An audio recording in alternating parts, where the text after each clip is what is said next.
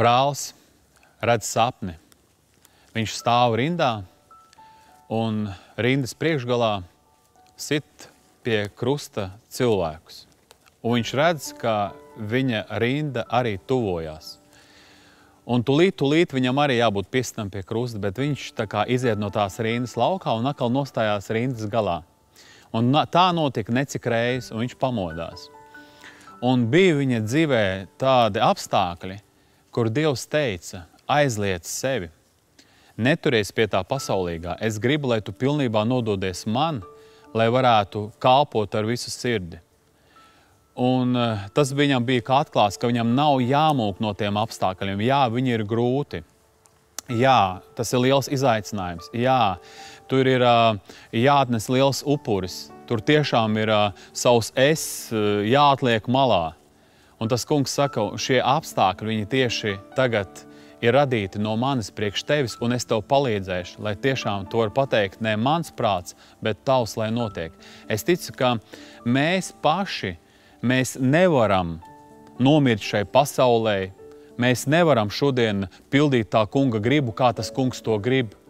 Dievs viņš šodien saka, ka es tev palīdzēšu, lai tu vari atraisīties no šīs te pasaules, lai tavas saknes nav šeit, bet tavas saknes ir tur. Un lai tu tiešām varētu nodzīvot šo dzīvi tā, kā man ir tīkams. Bet tu nevarēsi, ja tu būsi tāds samiksēts ar šo te miesas dzīvi. Tāpēc tas kungs saka, kā rakstīts arī Galatiešiem 2.20 apostols Pāvils par sevi saka, bet tas ir tas sasniegums, ko tas kungs ir sasniedzis viņa sirdī. Te ir rakstīts tā.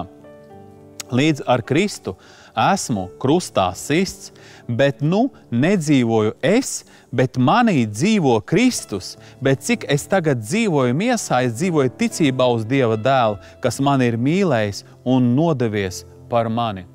Te nav vairs tādas ambīcijas. Tev vairs nav tas, kā es, kungs, tev teikšu, kā vajag pareizi darīt.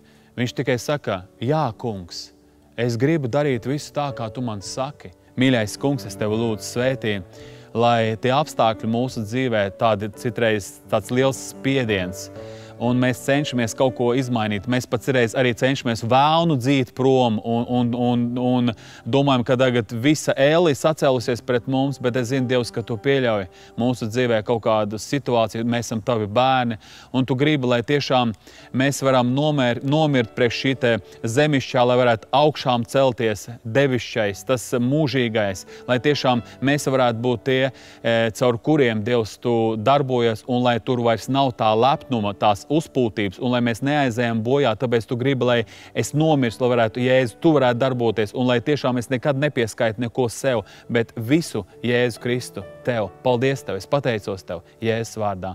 Āmen. Uz redzēšanos!